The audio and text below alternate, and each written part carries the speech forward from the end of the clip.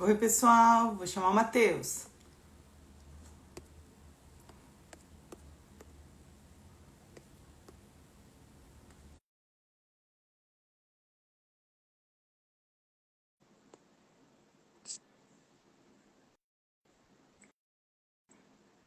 Oiê.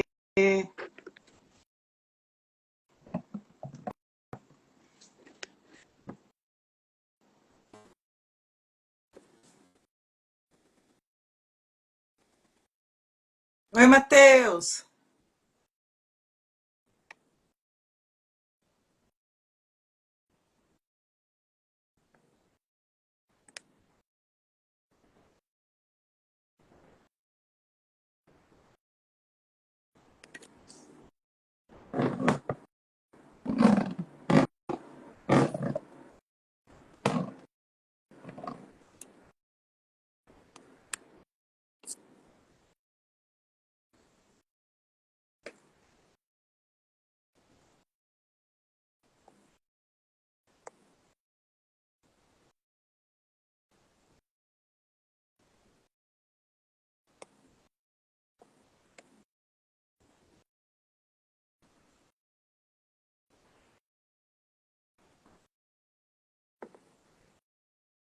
Ai, certo.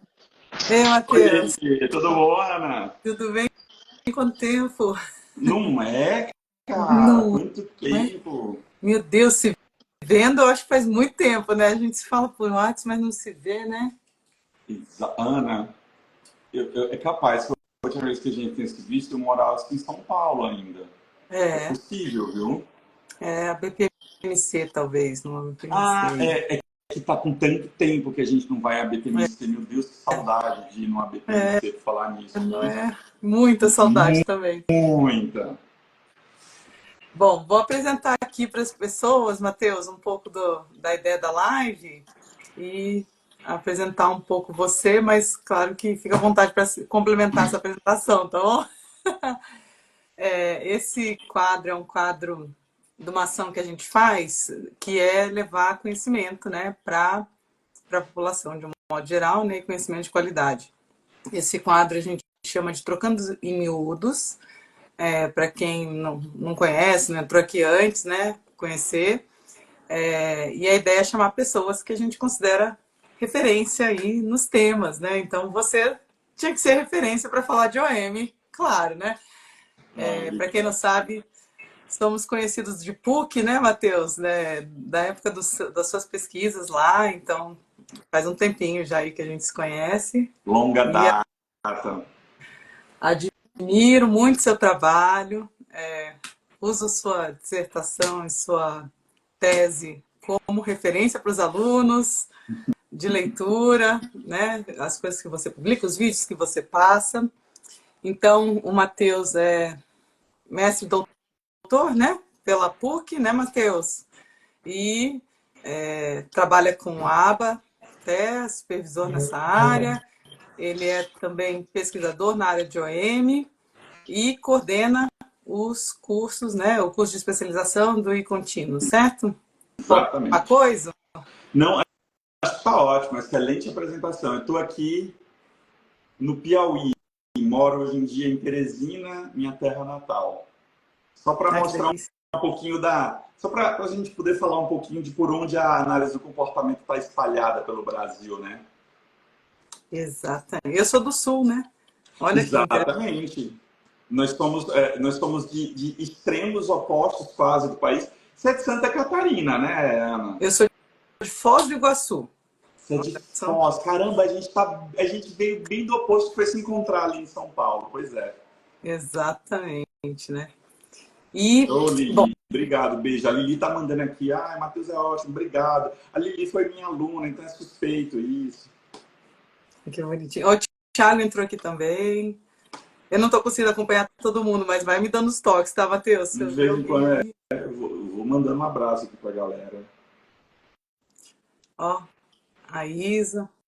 Ó, um monte de gente. Muito legal. Obrigada, pessoal. O tema de hoje, então, é o conceito, né, de motivação na análise do comportamento.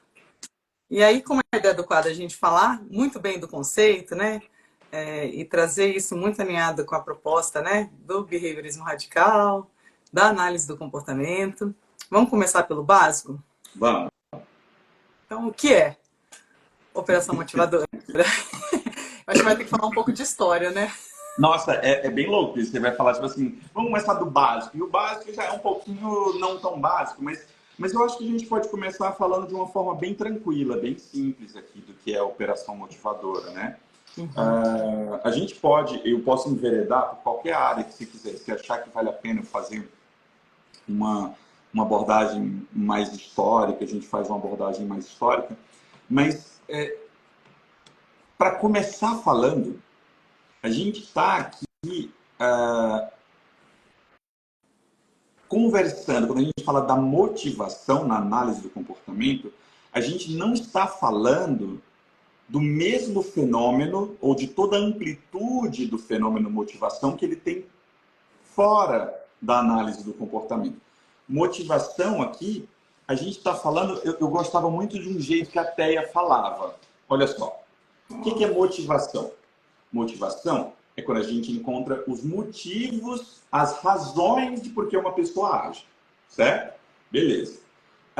Quando a gente está falando das razões, o que leva uma pessoa a agir, por que uma pessoa se comporta daquela maneira na análise do comportamento, a gente está olhando para onde? A gente está olhando para as consequências daquele comportamento.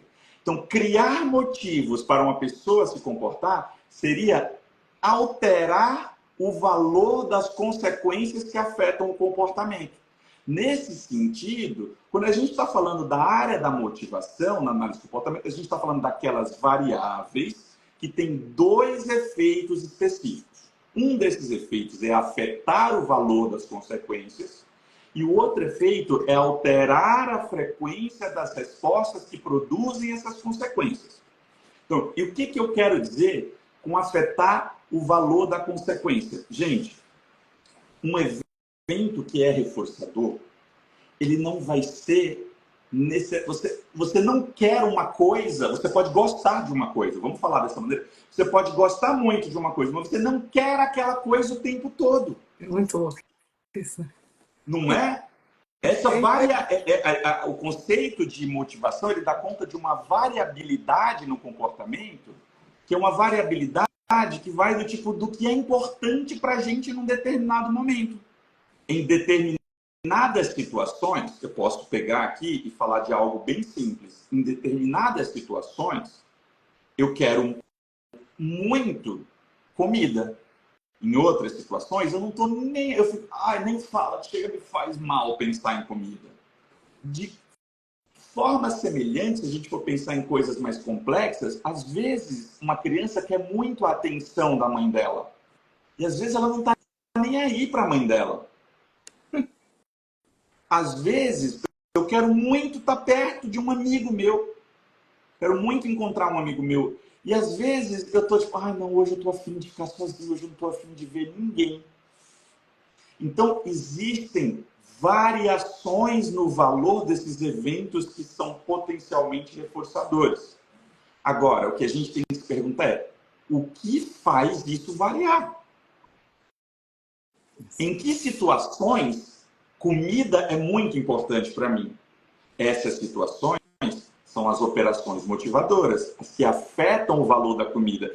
Em que situações, em que condições a atenção de uma mãe é importante para aquela criança? Aquelas situações, aqueles eventos que modificam o valor da atenção da mãe são as operações motivadoras da atenção da mãe. Matheus, pergunta difícil, posso? Manda, se eu souber responder. Então não tem como a gente falar de OM, é claro que você sabe, Matheus, mas vamos lá. Falar de OM, quando a gente fala de OM, não tem como não falar dos dois efeitos, certo? Certo. Focar num só, não tem como. E aí, expandindo essa proposta, então, de que a gente tem que olhar para os dois efeitos, e os dois efeitos contam da contingência de três termos, existe contingência que a gente não consiga pensar em OM como um conceito atrelado? Para entender o comportamento? A gente não combinou. Essa é muito boa, essa resposta é muito boa. Essa pergunta, desculpa, é muito boa. Eu acho, Ana, que é possível a gente dar conta de algumas instâncias do comportamento sem ter necessariamente que ficar olhando para o conceito de OM. Porque muitas vezes já existe um valor, já existe um reforçador com um valor estabelecido. Quando isso acontece, talvez a gente não tenha que se preocupar tanto. Então vamos aqui, a gente está aqui falando, eu trabalho muito com aba, com pessoas com TEA, certo? Análise do comportamento aplicada a pessoas com TEA. Então vamos imaginar o seguinte, vamos imaginar que tem uma criança que goste muito, muito, muito de um determinado brinquedo. E aí, como essa criança gosta muito, muito, muito desse determinado brinquedo, eu aproveito para utilizar aquele brinquedo ou aquela atividade para ensinar um monte de coisas. Eu aproveito para ensinar ela a pedir aquelas coisas, eu aproveito para ensinar ela a nomear aquelas coisas, eu aproveito para ensinar ela a esperar, eu aproveito para ensinar ela um montão de coisas. Matheus, você fez tudo isso sem nem olhar para o conceito de operações motivadoras? Olha, até fiz sem nem olhar para o conceito de operações motivadoras. Só que existe também um risco em tudo isso, quando eu faço isso. Número 1, eu preciso dar conta de situações em que o valor reforçador daquilo pode mudar.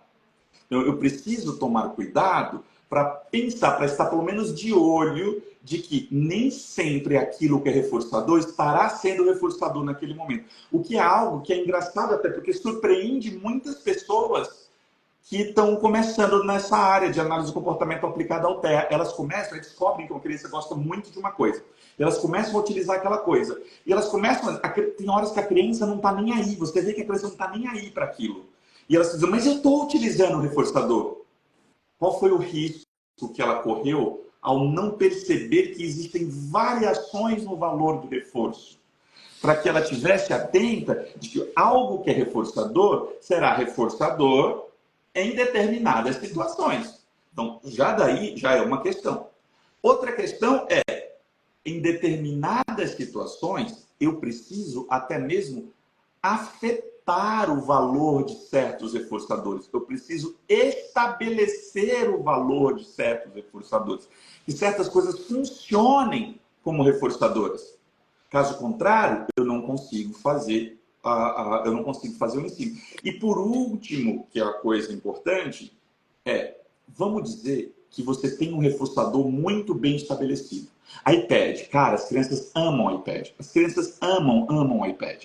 E aí, como elas gostam muito, muito de iPad, às vezes parece que iPad é sempre reforçador, parece que não varia muito o efeito, o valor desse reforço. Ele é tão reforçador que às vezes você nem precisa se preocupar muito com as alterações no valor dele.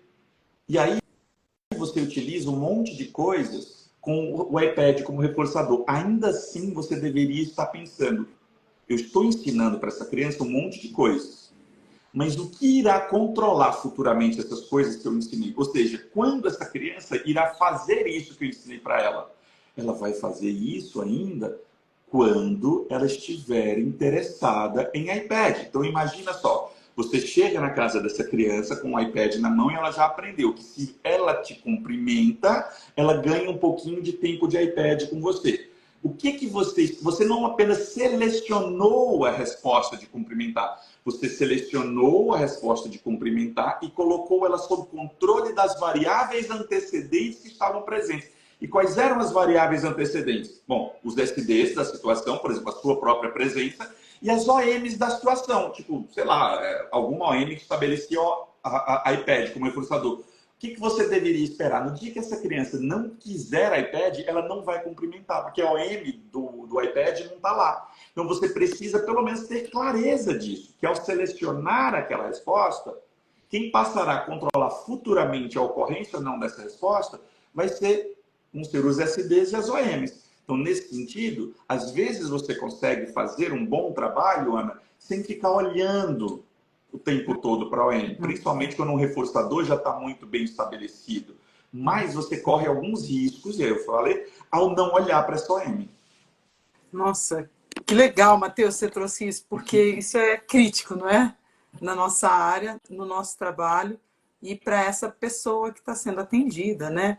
Porque, e aí, uma outra coisa que você vai trazendo é assim, olha, as OMs também são importantes no processo de ensino, não só para aqueles reforçador, como, né, condição para aquele estímulo como um reforçador ali, mas também no controle antecedente, né? Está sob Exatamente. controle das OMs corretas para aquele contexto, corretas entre aspas, tá? Mas aqui, as correlacionadas, naturais para aquele contexto, né? Exatamente, porque assim, olha uma coisa importante: ensinar o brincar. Ensinar o brincar, às vezes, uma das primeiras coisas que eu deveria tomar cuidado é que a criança aprende a manusear todo o brinquedo, certo? Mas ela faz aquilo sem que o brinquedo seja reforçador. Eu coloquei sob controle de que o brincar. Ou seja, não adianta eu olhar o que eu ensinei, eu tenho que olhar o que irá controlar aquilo. Aquela criança, entre aspas, brinca, quando eu digo para ela, vai lá brincar. Ela vai lá e fica mexendo na casinha e tal, parará, parará. Mas veja que não existe um reforçador aí intrínseco do brincar e, portanto, o que controla o brincar não é o mesmo que controla o brincar de outras crianças neurotípicas. Uhum. Uhum. Então, eu preciso estar atento do o que vai controlar a resposta ou o comportamento que eu ensinei para essa pessoa. Porque senão eu posso estar ensinando um monte de coisa legal que no ambiente natural não vai aparecer. E aí, por que eu estaria ensinando dessa forma, certo? Aqui que eu estou ensinando desse jeito. E aí, nesse sentido, a gente pode até dizer que olhar para as variáveis antecedentes que estão controlando a resposta são a chave da generalização que vai acontecer para fora do teu consultório, para fora do teu atendimento, para fora da tua clínica. E aí, olhando para os SDs e para as OMs. Perfeito.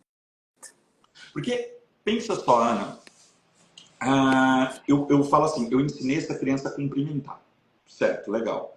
Ela cumprimenta não só a mim, ela cumprimenta a mim, ela cumprimenta a Ana, ela cumprimenta o Baldo, ela cumprimenta a Nath, eu estou vendo aqui o nome da galera que está aqui, vou falando o nome. Ela cumprimenta um monte de gente, eu ensinei de forma generalizada. Mas eu perguntaria o seguinte, o comportamento de cumprimentar está sob controle de diversas pessoas diferentes, legal. Mas ela está sob controle de que operações motivadoras? Imagina se a operação motivadora que controla ela é a operação motivadora que estabelece, sei lá, MM como reforçador. Ela vai ter um responder que, de certa forma, é generalizado, mas só quando ela quiser MM. Ou seja, é uma generalização muito limitada, que não vai acontecer no dia a dia. Eu não coloquei sob controle das OMs que deveriam controlar o comportamento dessa criança no dia a dia. Ou sobre os antecedentes aqui. Isso é uma questão bem importante, né, Matheus? Assim, eu acho que é uma coisa que falta, às vezes, a gente parar para se atentar para isso, né? Assim, no nosso planejamento, né? A gente pode ter um planejamento perfeito em termos de alvos que dão conta dos pré-requisitos, dos requisitos da progressão aí do ensino. Mas se não olhar para isso, fica no papel e na sessão, né? Na terapia só. Exatamente. Exatamente. Eu acho que. Aí eu vou falar não, nem das OMs, eu vou falar acho que dos antecedentes como um todo. Eu acho que às vezes a gente falha em olhar para o que vai passar a controlar o comportamento depois que ele for reforçado. E aí, depois esse comportamento está acontecendo em situações muito específicas, não acontece onde eu gostaria que ele acontecesse e a gente se surpreende. A gente não devia se surpreender.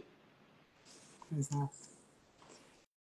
E aí, Matheus, uma pergunta aí aplicada, então, da coisa, né? Se a gente caminhou do conceito para essa discussão, eu acho que quem está assistindo a gente deve estar se perguntando, tá bom, agora eu entendi que eu preciso fazer isso. E aí, sei que não existe receita de bolo, mas para onde essas pessoas deveriam se atentar quando estão fazendo esse planejamento, essa intervenção, né? Considerando o conceito de OM. E a gente, depois dessa pergunta, a gente volta para o conceito, né? Nossa, agora isso que você falou uma pergunta difícil agora. Tipo, a anterior foi uma pergunta muito boa, mas é uma pergunta que eu sabia mais ou menos para onde ir. Essa daqui, vamos. Ana, Sabe onde eu acho que pode a ser. pessoa tem que olhar, Matheus? Desculpa, posso tentar dar. Eu fiz a pergunta já pensando numa resposta para ela. Ai, me ajuda nessa, vai. Vamos lá. Se a gente pensar no próprio contexto em que o comportamento tem que acontecer e olhar para esses recursos e fizer uma aproximação do que a gente tem nesse ambiente, com aquilo que a gente tem, controlando o repertório dessa criança hoje, e ir aproximando isso aos poucos, eu poderia dar conta disso. Então, eu vou entrando, condicionando junto, entende? Eu vou condicionando novos estímulos Aham. desse contexto que é o natural, com aquele estímulo que ela já tem como reforçador, aí no repertório, né, na história dela. E aí, aos poucos, eu vou retirando esse estímulo antigo, que é mais terapeutizado, sei lá, foi mais usado fora de uma situação apropriada para o ensino, e vou trazendo os outros como reforçadores condicionados. Então, trabalhar via reforçamento condicionado, entendeu? Sim, Construindo reforçadores perfeito. condicionados desse contexto. Perfeito. Eu tô aqui pensando, Ana, que você está falando uma coisa que vai para além, eu acho que engloba, mas vai para além da OM mesmo.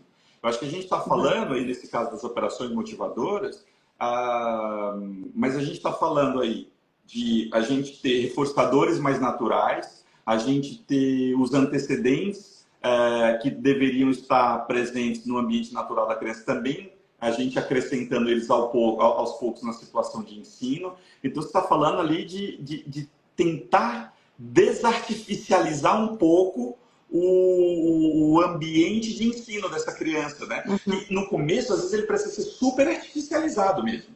Às vezes você vai precisar criar um ambiente bem artificializado mesmo para ensinar alguma coisa que é muito difícil. Mas lá pelas tantas, você tem que ir substituindo ali todas aquelas contingências que não estão presentes no ambiente natural. Eu levanto numa plaquinha, eu utilizando reforçadores primários para que ela faça alguma coisa. Isso não está no ambiente natural, que a gente gostaria que boa parte dessas habilidades aparecessem. E aí eu vou precisar mesmo. E substituindo. E à medida que eu estou substituindo o reforçador que eu estou utilizando, eu estou, ao mesmo tempo, também substituindo a OM que controla aquela resposta. É isso mesmo. Que bom! Ai, eu tenho. Matheus, eu amo esse tema, mas eu tenho que consultar sempre você, viu? Eu consulto tudo que você escreve para eu poder entender Não um fala pouco. isso não, Ana, que você manja pra Real, caramba. real. Mas vamos lá, vamos voltar para o conceito, porque agora a gente foi longe, né? Vamos, A gente. vamos, a gente se empolgou aqui, né? Nossa, a gente tem que marcar muitas conversas. Mas vamos lá. Então a gente esclareceu o conceito, né? Será que vale a pena a gente retomar um pouquinho e aí partir dele para falar Você das que manda categorias? da onde que a gente parte. Eu acho que é melhor só voltar na definição geral de OM para a gente poder passar para o nosso tema, que é falar da coisa da incondicionada, condicionada, né? E começar essa Beleza, discussão. vamos. Então, vamos lá. OM, toda variável, toda. Estímulo, evento, mudança no mundo, qualquer coisa que tenha dois efeitos.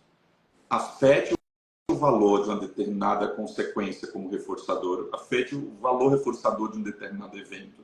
E afete, por causa disso, e aí isso é uma forma que eu gosto de olhar, e por conseguinte, afete a probabilidade das respostas que produzem ou que já produziram tal reforçador. A primeira coisa, eu preciso olhar para isso. Está afetando o valor de um reforçador? E a probabilidade das respostas que produzem esse reforçador? Tá. Então é um OM. Ponto. E a figura da sua tese é maravilhosa, viu? Eu uso muito aquela sua figura que você descreve esses dois efeitos. Eu acho que todos os alunos que passaram por mim e aluno. Isso, porque em todo slide eu coloco uma tese maravilhosa, aquela figura, Ah, viu? é bom você falar isso, que aí você me convence a publicar, porque tipo, eu fico Ah, devendo a publicação, né? Só o fato de você estar dizendo que usa a minha tese, isso depõe muito contra mim, né, Ana? não, não, eu Você entendo o que devia estar você quer usando. dizer. Você Mas, devia estar mas, usando um artigo que eu publiquei e eu fico mas enrolando. por quê, Matheus? Aí nem vamos começar a discussão, porque eu acho que tese de dissertação eu entendo que artigo é importante, mas hoje em dia tem as bibliotecas digitais, a gente É, acessa. Eu sei é que não isso tem mesmo. revisão de pares, mas tem uma banca, né?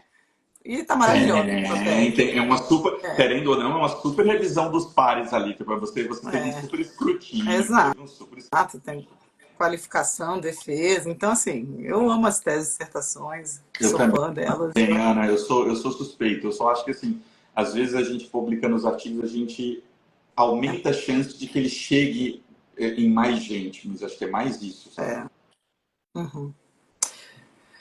Mas para a gente não fugir do assunto, vamos voltar então para as incondicionadas e condicionadas, Matheus. Vamos, vamos, Ana.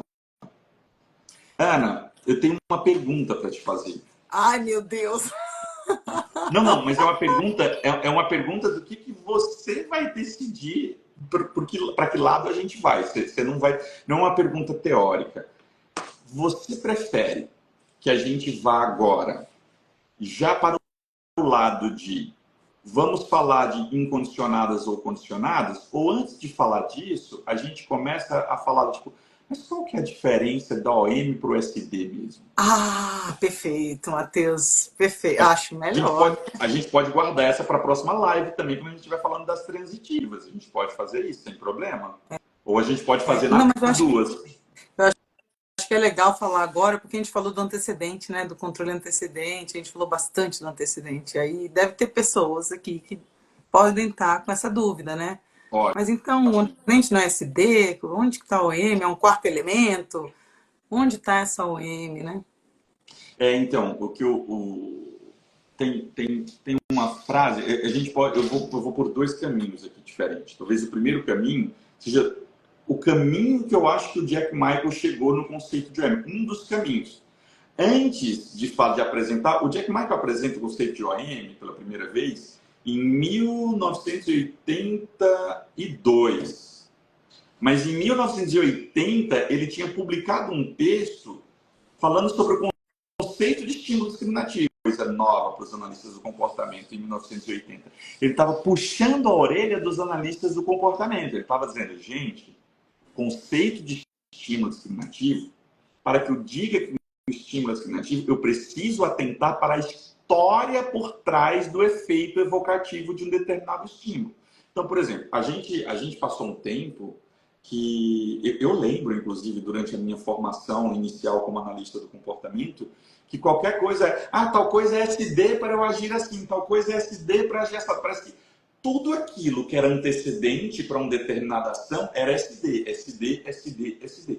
E o Jack Michael estava dizendo, para ser SD, não basta ter este efeito evocativo, não basta que ele seja um antecedente e que evoque uma determinada resposta ali do organismo. Eu preciso ter uma história de reforçamento por trás. Ele diz, para ser SD, eu preciso que uma determinada resposta tenha tido mais sucesso em produzir reforço na presença de um estímulo do que na presença de um outro estímulo.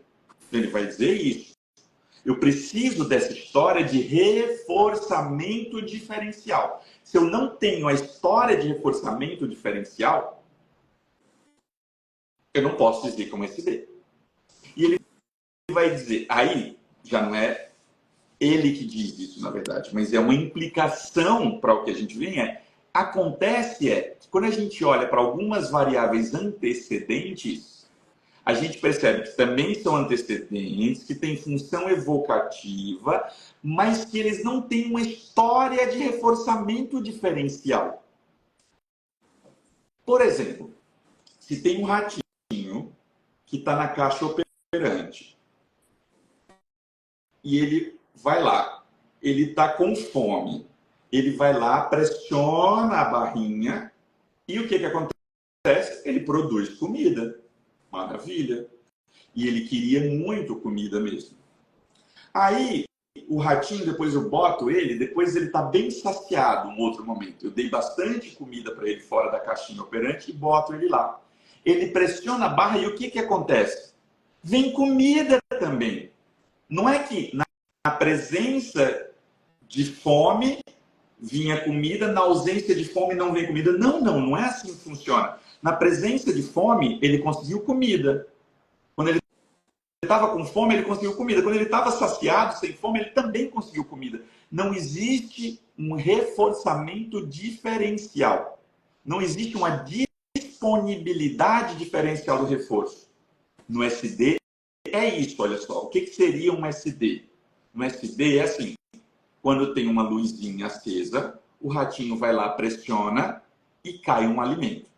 Ou seja, na presença de luz, pressão à barra produz alimento. Quando a luz está apagada, ele vai lá, pressiona e não cai alimento. Com o tempo, ele aprende a pressionar na presença da luz e não pressionar no escuro. Por quê? A luz está correlacionada com o quê? Com uma disponibilidade diferencial. Na presença da luz, há disponibilidade de produção do reforço. Na ausência da luz, não há disponibilidade ou uma disponibilidade mais baixa da produção do reforço. Então é isso que eu falo. Uma história de reforçamento diferencial. Uma história de disponibilidade diferencial do reforço.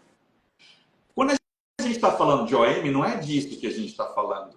A gente está falando de uma história de eficácia diferencial do reforço. Quando o ratinho está com fome, ele vai lá, pressiona a barra e cai alimento. E naquele momento o reforçador, alimento é reforçador para ele. Quando ele está sem fome, ele vai lá, pressiona a barra e também cai alimento. Não tem disponibilidade diferencial, a disponibilidade é a mesma. A diferença aqui é que, numa situação, quando ele está com fome, alimento é um reforçador importante. Quando ele está saciado, alimento não é algo importante para ele. O que existe é uma diferença aqui de eficácia da consequência como reforçador. Uma eficácia diferencial. Então, um SD, para que eu possa falar de um SD, eu preciso ter uma situação na qual é mais provável de eu obter um reforço do que em outra situação. Na OM, não é isso que acontece.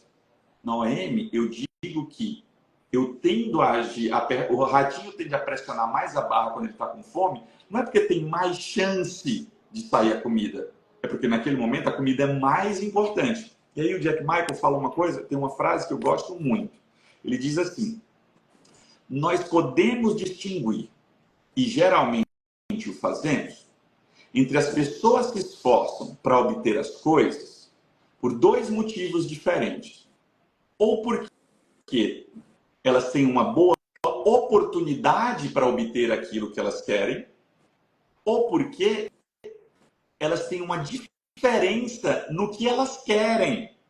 Então, ou seja, quando eu estou falando de às vezes eu quero uma coisa e às vezes eu não quero uma coisa, eu estou falando de motivação, de OM. Quando eu estou falando de eu quero uma coisa, mas quando é que eu posso conseguir isso que eu quero? Eu estou falando de SD. Ai, excelente, adorei. E aí a gente começa a ver essa distinção, assim, inclusive em termos leigos, que a gente faz isso. Tipo, nossa, eu queria muito tal coisa, mas nem adianta pedir que meu pai está de mau humor hoje. O que foi alterou aí? Foi a tua vontade de obter aquilo ou foi a tua percepção da oportunidade para obter aquilo? Foi oportunidade? SD. Agora, tem horas que falam assim, agora eu não quero isso não. Mas quem sabe, daqui a pouco eu vá querer isso. Agora você está falando da mudança do valor do reforço. Agora você não está mais falando de SD. Você está falando de uma alteração, alguma coisa que vai alterar o que você quer, o valor do que você quer. Muito bom. E aí, Matheus, você foi falando e eu fui pensando umas coisas aqui, tá? Posso perguntar? Primeiro, afinal, por que operação? A parte da motivação ficou bem clara, mas o que é uma operação? Obviamente, então, não é uma cirurgia, né? Não, eu acho que ele fala isso, ele diz isso de propósito, né? Quando ele diz que ele dá o nome operação, ele fala, eu acho que isso ajuda muito a gente... Bom, primeiro que esse termo foi utilizado lá pelo Keller e pelo Schoenfeld, que já tinha utilizado, né? Ali em 1950. Então ele resgata esse termo. Mas mesmo assim, ele defende o termo como um termo melhor do que eu digo lá, por exemplo, motivação. Motivação parece um estado, parece alguma coisa interna. Ele fala, quando eu falo operação, eu estou dizendo claro que é alguma coisa que acontece no ambiente. Eu estou deixando claro que é um evento ambiental. Fica mais óbvio para as pessoas olharem para as variáveis ambientais que afetam o valor do reforço e não para como um estado interno. Então, ele chama operação por isso. Nossa, muitas pessoas me fazem essa pergunta, Matheus. É mesmo? Porque operação. Tá aí, mas sabe que é uma boa pergunta? Poderia ser variáveis motivadoras, poderia ser também. Se você for E parar às vezes para aparece pensar. assim, né? E o próprio Skinner usa operação, né? Em vários momentos, né? Operações emocionais, por Ele exemplo, né? usa Nesse operações sentido, né? emocionais. Mas que Ele não é a usa mesma operações. coisa de OM, né? Mas é isso, né? Mas é um termo É, que essa acho que daí, é uma... essa de motivação e emoção já dá uma live completa, essa É daí que uma você está outra, falando. nem vou entrar nisso. Não, mas eu lembrei do termo, né? Eu acho que bem do Skinner também faz esse...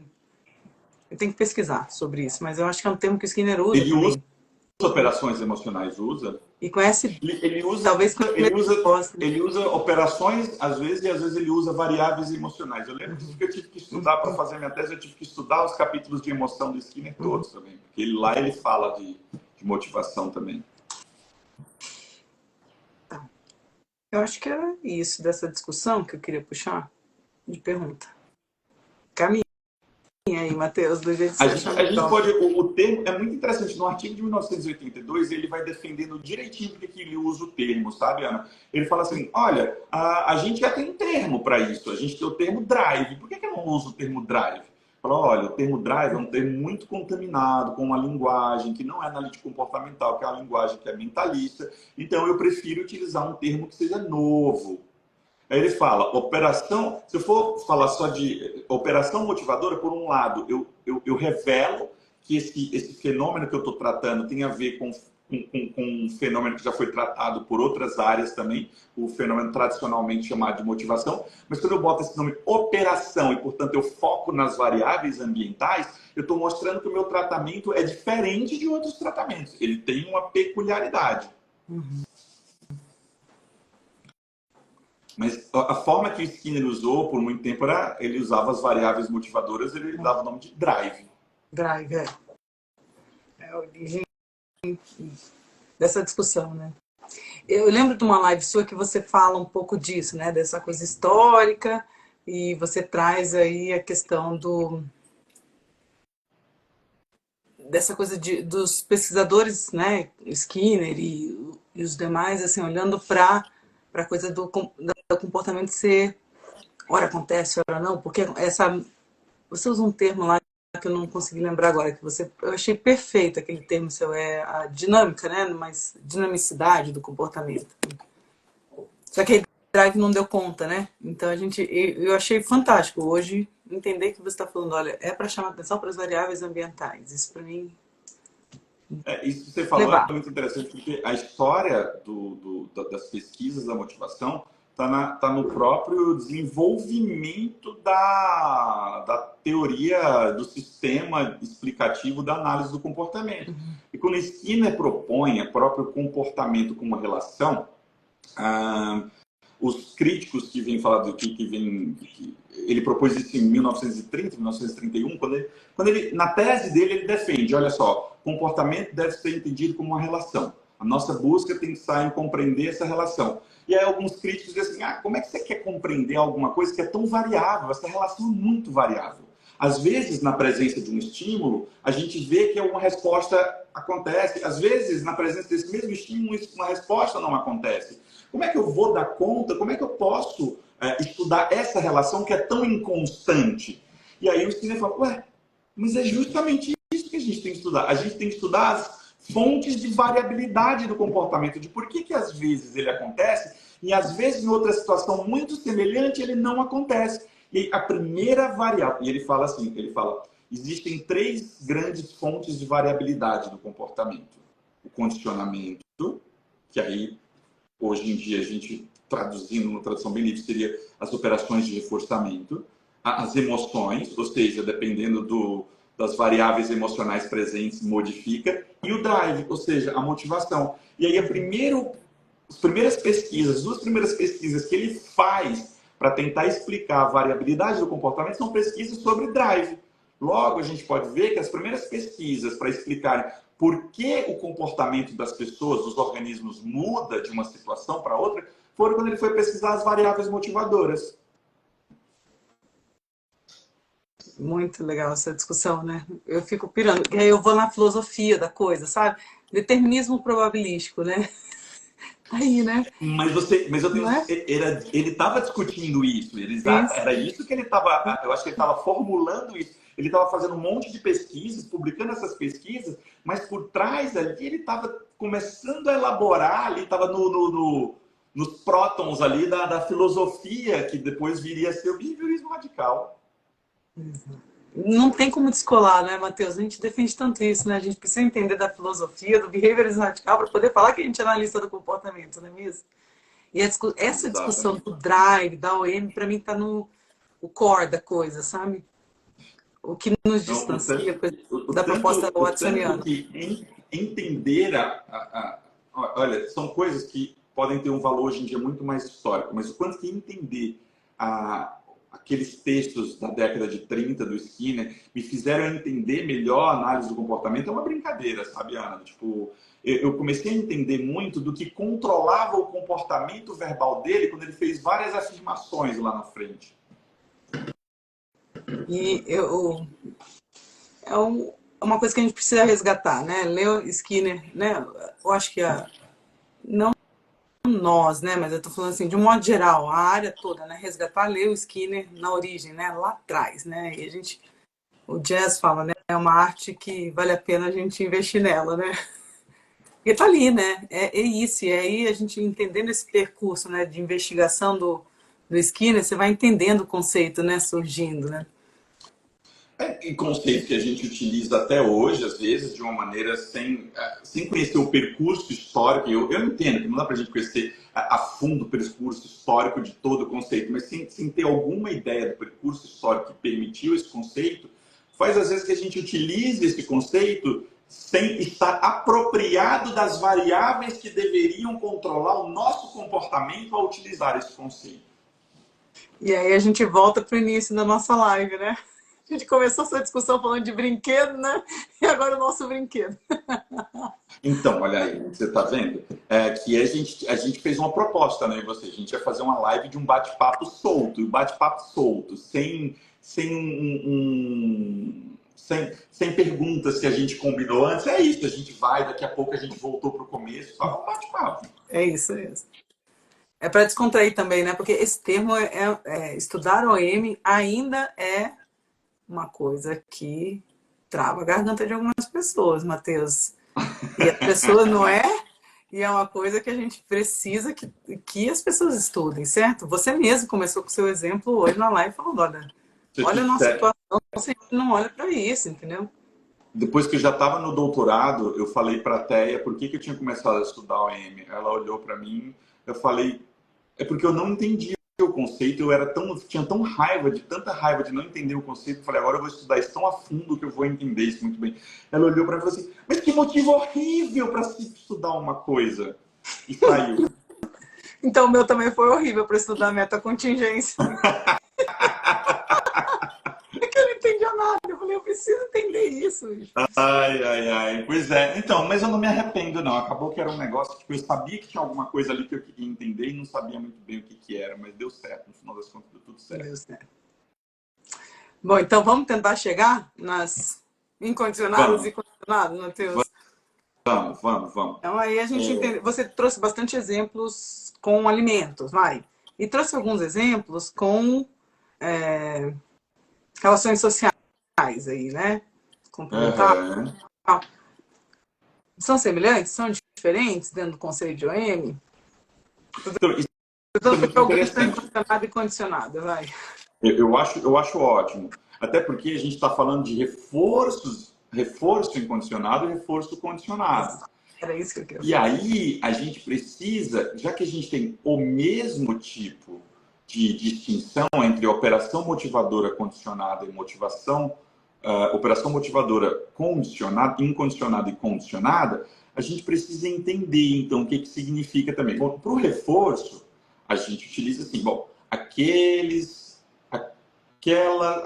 eventos que funcionam como eventos reforçadores por causa de uma sensibilidade filogenética, a gente chama de reforçadores incondicionados, reforçadores primários, aqueles que adquirem a sua função reforçadora, a partir durante a sua história de vida, que você vai se tornando sensível a eles como reforçadores, são reforçadores condicionados e tal, parará, parará.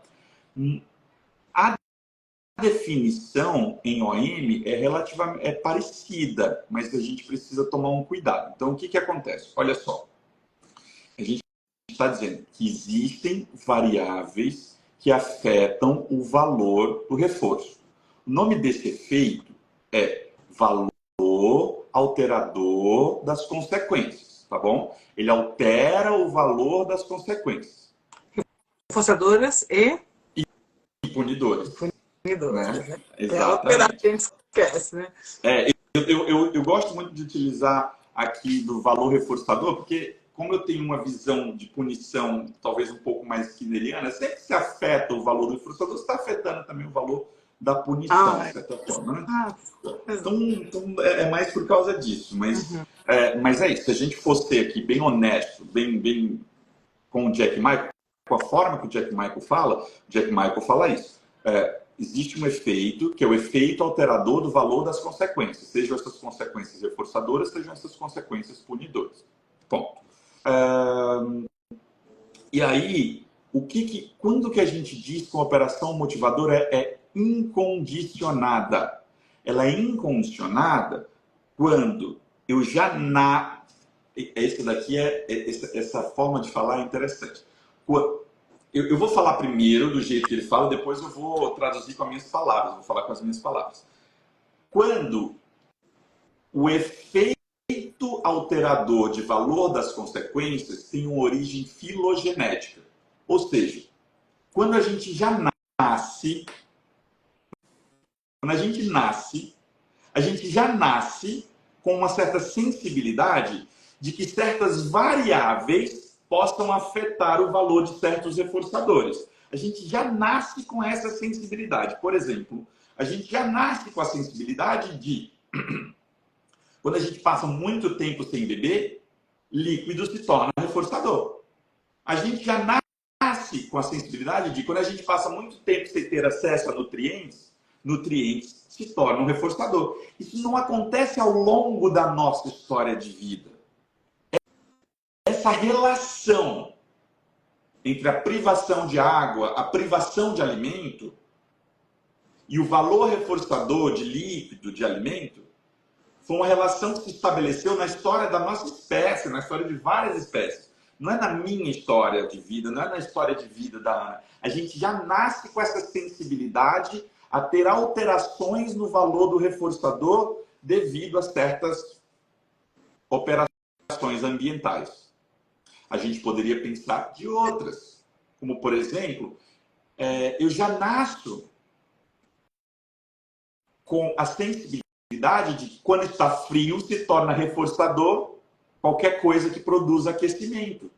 Então, essas variáveis são chamadas de operações motivadoras incondicionadas, porque a capacidade delas de estabelecer um estímulo como reforçador, ou seja, de afetar o valor de uma consequência, ela ganhou essa capacidade na história da espécie, não na história do indivíduo.